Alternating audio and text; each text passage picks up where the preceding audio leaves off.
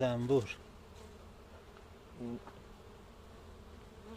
یه مقدار دیر گرفتیم اصلشو. ماشاءالله. ببین بابا چی کار کرده. اینو بهش میگن خودباف. باب خودباف که میگن این بسیار عالی، بسیار عالی. نبی اضافه بدم. لا حول ولا قوة الا بالله العلی العظیم. این میگن باب خودباف یا اصل خودباف یا موم خودباف.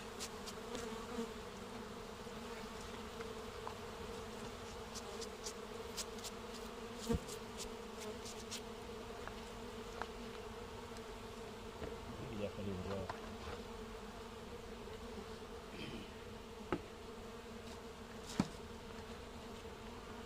طریقه بپیندن زنبور داخل کلونی.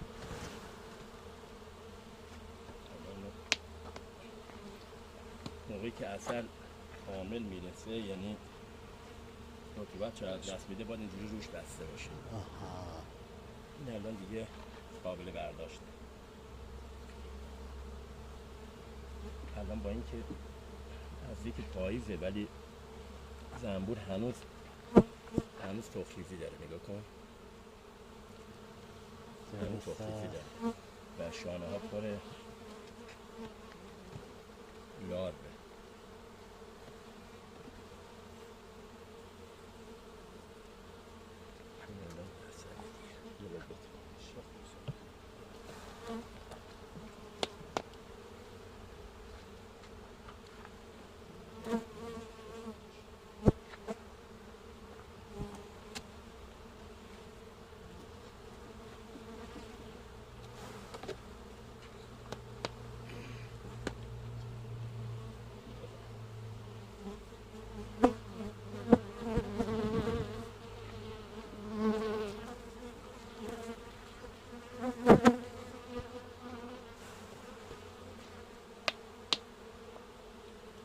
اصل دیگه تکمیل شده. تمام خونه‌هاش پر.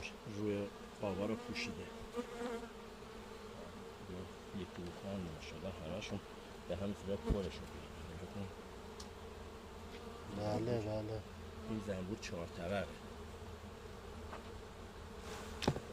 اینا به شکست.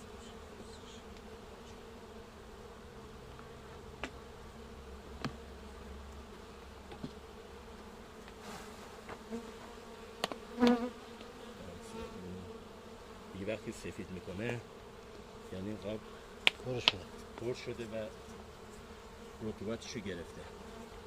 وقتی که دیگه جا نداشته باشه روی قابا رو میپوشونه و این روی قابا حالا یا هم با بر موم هم با موم میپوشونن که حتی 1000 سال 1500 سال توی اهرام مصر پیدا کردن همجوری قاب سالم. یعنی 2000 سالی گذشته بود ازش ولی سالم مونده بود. دیگه آیاق میکنه. آره اثر داخل اونجا اینه که میگن بر موم خیلی خوبه و برای ضد عفونی کننده طبیعیه. برای اینه روی اینو با موم و بر موم میپوشونه. این دیگه به هیچ وجه هیچ میکروبی قارچی بهش سرایت نمیکنه. بله بله. متشکرم. دست شما درد نکنه آی فریدون.